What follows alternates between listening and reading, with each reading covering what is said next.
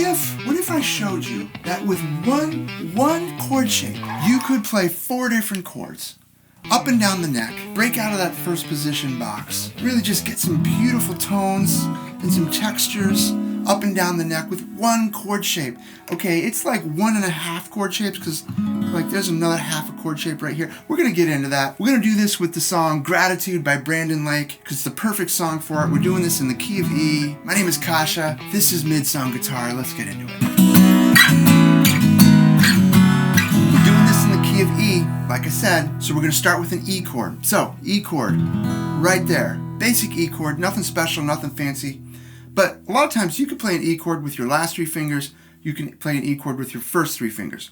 We're going to use our first 3 fingers because in this trick where we use one chord shape for 4 different chords, 1.5 chord shapes, we'll get to that in a second.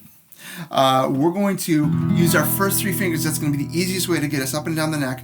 So we play this E chord with our first 3 fingers, means fingers 2 and 3, my middle finger and my ring finger, 2nd fret of the A and the D string. My first finger right here, 1st fret of the G string, and then I've got my high B and E string ringing open.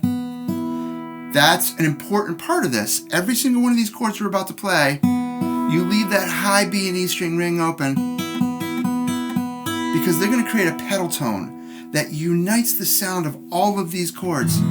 So there's my E chord strumming from my low E string all the way down. The next chord is going to be my A chord. You don't change a thing. You leave this shape exactly as it is. You just move it forward so that my 2nd finger and my 3rd finger are now on the 7th fret of the A and the D string. My 1st finger is on the 6th fret of the G string. And then the high B and E string still ring open. There's my A chord. That is the same as my E chord, same shape, just moved up here to that 7th fret. There's my A chord. Now the next chord is going to be the B chord, same thing. Okay, so this is on, yes? You got me? Okay, cool. I'm editing the video right now, and I forgot to mention that if you like this kind of thing, learning worship songs, getting better at playing worship guitar, I've got a whole website, midsongguitar.com, link in the description below. Check that out. It's got like free lessons. It's got a whole video course about how to improve your worship guitar playing. So midsongguitar.com, check that out. Link in the description. Let's get back into it. Now the next chord is going to be the B chord. Same thing.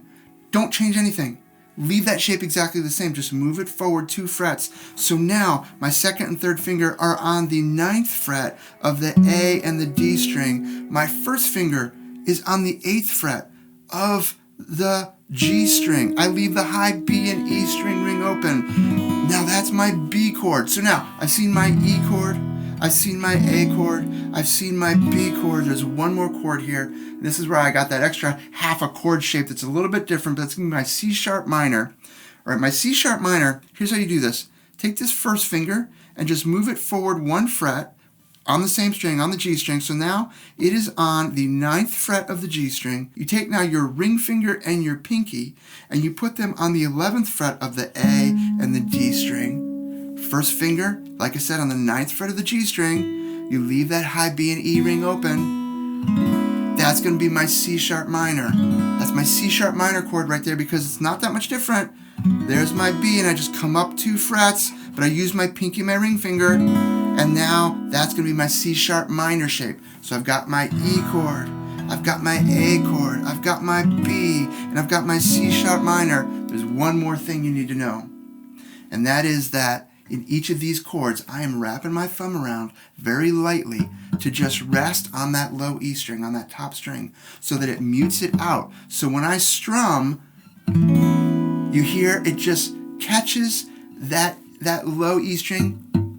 It mutes that out, but then I get the rest of the chord. Same thing with the B, same thing with the C sharp minor, so that I can do full strums. And I'm not catching that low E note because I don't want that one. That one doesn't fit there unless I'm doing that E chord. So there's my E, my A with the mute, my B with the mute, my C sharp minor with the mute. That's it. That's your 4 chords. 1 chord shape, 1.5 chord shapes, 4 chords up the neck. Break out of that box. Let's put it in the context of the song.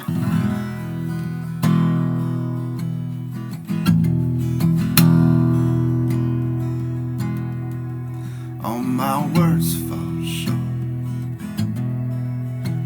got no